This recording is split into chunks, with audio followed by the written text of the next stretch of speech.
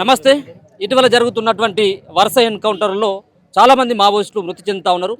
ముఖ్యంగా కేంద్ర ప్రభుత్వం విధించినటువంటి గడువు మరి మార్చి 31 వరకు అంతం చేస్తూ మావోయిస్టు పార్టీ అంటూ ఒక పక్కన కేంద్ర ప్రభుత్వం సవాల్ కావచ్చు. దాంట్లో భాగంగానే ఈరోజు పాక హనుమంతు కేంద్ర కమిటీ సభ్యుడైనటువంటి పాక హనుమంతు సైతం కూడా 2 రోజుల క్రితమే ఎన్కౌంటర్లో చనిపోయినటువంటి పరిస్థితి అయితే కనబడతా ఉంది. ప్రశ్నించినటువంటి వ్యక్తులను దీనిపైన కేసులు పెడతా ఉన్నారు, నోటీసులు ఇస్తున్నటువంటి సందర్భం కూడా కనబడుతుంది. మాట్లాడేటువంటి ప్రయత్నం మనతో పాటు సుఖనరసన్ ఉన్నాడు. నమస్తే. సో వరుస ఎన్కౌంటర్లు కావచ్చు, కేంద్ర ప్రభుత్వం విధిస్తున్నటువంటి గడువు, సో ఇది దేనికి సంకేతం అనుకోవచ్చు? ఏముండదు, వాళ్ళ పైశాచిక ప్రభుత్వాన్ని ప్రజలకు తెలియజేయడం, ఆ తెలియజేసే నుంచి నూతన విప్లవాన్ని నిర్మాణం చేయడం, అంతకీ చెప్పాలనేటువంటి ఆలోచన అయితే లేదు అన్న. సో అంటే మావోయిస్టులు పదే పదే లేఖల ద్వారా మేము చర్చలకు సిద్ధమని చెప్పేసి మాట్లాడుతున్నప్పుడు కూడా వాళ్ళ అసలు చర్చలే జరపము మేము అని చెప్పేసి, మీరు గన్నులు పట్టుకొని మాకు లొంగిపోవాలని చెప్పేసి ఒక పక్కన హెచ్చరిస్తా ఉన్నారు. ఆర్టికల్ 5 ప్రకారం ప్రజాస్వామ్యం ప్రతి గడపలో ఉండాలని చెప్పి కదా తుపాకులు పట్టుకున్నది. రోజు బాయికాడికి పోయి మా తాత కూడా ముళ్ళుగార పట్టుకొని పోతాడు. అది ఆయుధం ఎట్లయితుంది? ఆత్మరక్షణ అవుతుంది కదా. తుపాకులు పట్టుకున్నంత మాత్రాన రాజ్య విద్రోహం అని చెప్పి కేసులు పెట్టి లోపలేసి ఎన్కౌంటర్ ఇష్టానుసారంగా ఎన్కౌంటర్ చేస్తే సరే, వాళ్ళు తుపాకులు పట్టుకురు కాబట్టి వాళ్ళని ఎన్కౌంటర్ చేస్తున్నారు. మరి జర్నలిస్టు రాజేం పట్టుకున్నాడు, ఆయన కింద పనిచేసేటువంటి తమ్ముడు ఏం పట్టుకున్నాడు, గాథ ఈయన ఏం పట్టుకున్నాడు, ఇట్లా చెప్పుకుంటూ పోతే చాలామంది గతమే. నేనేమంటున్నానంటే వీళ్ళు చేస్తున్నదంతా కూడా విధ్వంసం. ప్రజలకు కావలసినటువంటి విప్లవోద్యమ స్వేచ్ఛ ఏదైతున్నదో ఆ స్వేచ్ఛని మీద వీళ్ళు ఒక మంటను తగలబెట్టడం తప్ప అంతకు మించి ఇంకోటి ఏం లేదు. అది ప్రజలు పసిగడుతున్నారు, టైం పడుతుంది అంతే. చాలామంది మావోయిస్టులు కేంద్ర కమిటీలో పనిచేసేటువంటి వ్యక్తులు, పేరు మోసినటువంటి మావోయిస్టులు సైతం కూడా ఇటీవల తుపాకులతో లొంగిపోతున్నటువంటి వాళ్ళ పట్ల మీ అభిప్రాయం ఏంటి?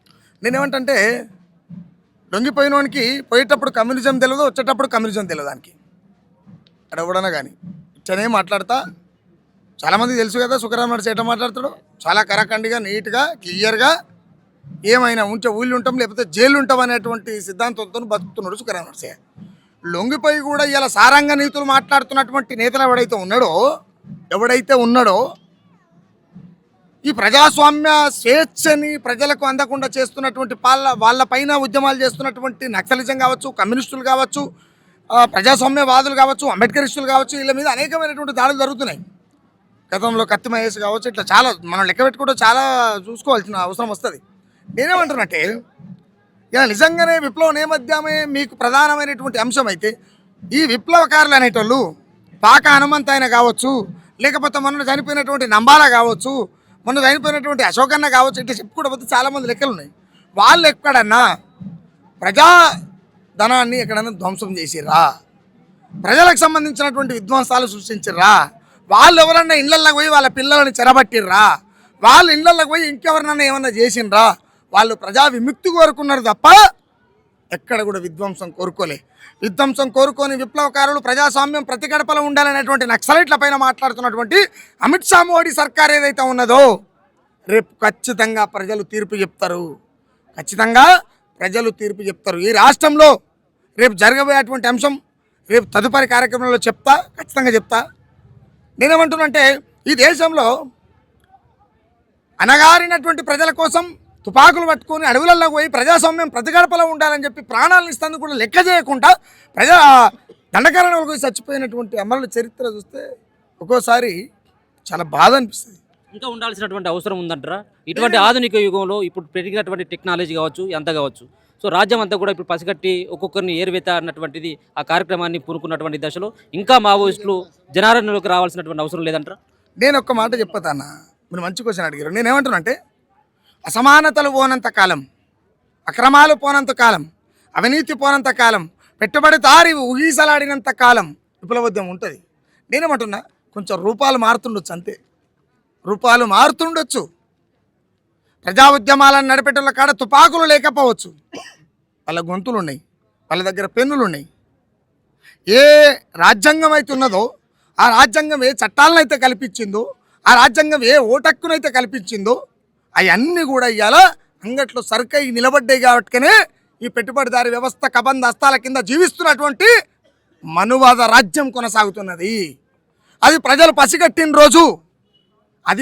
పసిగట్టిన రోజు ఖచ్చితంగా మీకు కాష్టం పెడతారు. ఇది గుర్తుపెట్టుకోవాలి. ఎందుకు నేను ఈ మాట అంటున్నానంటే చాలా కడుపుతో చెప్తున్నా, చాలా కడుపుకొత్తతో చెప్తున్నా. ఎందుకనంటే నా కుటుంబంలో చనిపోయినటువంటి 12 మంది దళకమండలి అమరవీరులను తీసుకొచ్చి అందరు బర్రెపెండ తీసుకొచ్చి సాంపి చల్లుకుంటే నేను కుళ్ళిపోయిన నెత్తురుతో సాంపి చల్లుకున్నా.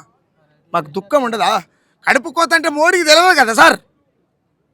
కడుపు కోత అంటే మోడీకి తెలియదు కదా సార్.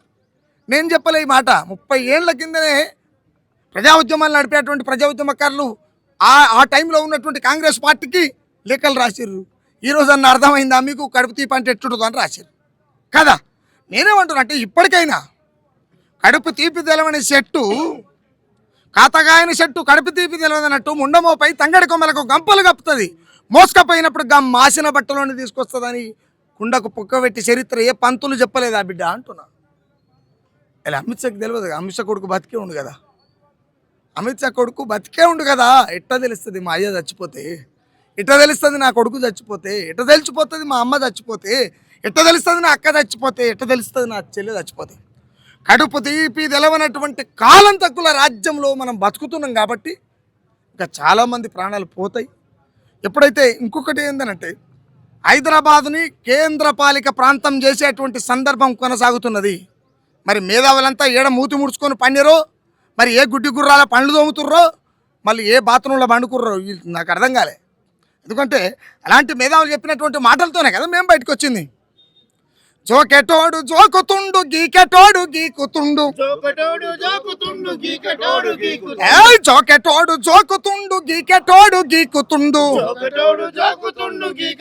గీకుతుండు, అడిగేటోడు ఎవడున్నాడు తెలంగాణలా, అంతా వేడబోయి పండు కుర్రల్లో పటర్రలా. అడిగేటోడు ఎవడున్నాడు తెలంగాణలా, అంత ఏడబోయి పండు కుండ్రల్లో పటర్రలా. తెలంగాణలో అది మీడియా పట్టుకునేటువంటి ఇప్పుడు ఏడాదాకా ఎందుకు తమ్ముడు నువ్వు మైకి పట్టుకొని వచ్చినావు? ఎందుకు నిన్ను ఎన్ఐఏ అధికారులు తీసుకుపోవాలి? నీకు స్వేచ్ఛ ఉన్నది. బాబాసాహెబ్ అంబేద్కర్ ఇచ్చినటువంటి బాబా ప్రకటన స్వేచ్ఛ ప్రకారం నువ్వు ఏడికి పోయినా మైకి పెట్టేటువంటి అవకాశం, సందర్భం, అధికారం నీకున్నది. అలాంటి నీ మీద ఇట్లా ఎన్ఐఏ వాళ్ళ అధికారులు నిన్ను ఏమంటారు నోటీసులు ఎట్లా జారీ చేస్తారు? అవునా కాదా? మాట్లాడితే మావోయిస్తా. ఇప్పుడు నేను మాట్లాడుతున్నా, మరి ఏం చేద్దాం? మాట్లాడితే మావోయిస్ట్ అనుకున్నప్పుడు నేను మాట్లాడుతున్నా, ఏం చేద్దాం? నాకు పాట పాడడం ఉండదు, నేను చెప్పడం తప్ప నాకేం తెలియదు. మావోయిస్టులు అంటే నేనేమనుకుంటా అంటే నా అంత దుర్మార్గమైన పుట్క ఈ భూమి మీద ఒకటి పుట్టలేదురా. నాకు ఇంత రాసే గుణం ఉన్నది కదా, ఇంత రాసే తెలివి ఉన్నది కదా, ఒకనాడన్నా అలా ముఖం చూడనైతే అనే బాధ ఉన్నది. ఈ సావుకు వస్తున్నందుకు ఆ జన్మ దైన్యం అవుతుంది అనుకొని వచ్చిన ఇడిదాకా ఈ సావుకు వస్తున్నాను. ఖాతా హనుమంతన్న సావుకు వస్తున్నట్టేనే నా జన్మ ధన్యం అవుతుంది అనుకొని వచ్చిన ఇడికి ఈ రోజు నుంచి తెల్లారి వరకలా నేను దహనమైనా నాకు ఇబ్బంది లేదు. తెల్లారి ఖాతా హనుమంతన్న సావుకు వచ్చిపోయి సుఖరాం నడిచే దహనమైపోయినా నాకు ఇబ్బంది లేదు. చాలా సంతోషంగా చనిపోతాను సిద్ధపడ్డా. ఒక పాట అమరుల కోసం ఇప్పుడు ఇటీవల జరిగినటువంటి ఎన్కౌంటర్లో కానీ గతంలో చనిపోయినటువంటి ఎన్కౌంటర్లో చనిపోయినటువంటి మావోయిస్టుల తరపున మీ గొంతు నుంచి ఒక పాట.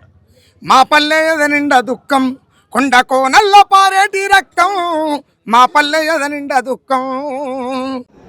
ఇప్పుడు మీ నొప్పుల బాధ ఎట్లా తెలుసు, గొప్ప మనసెట్ట వచ్చింది కొడుక, అయ్యో ఎవరొస్తారయ్య మీ వెనక.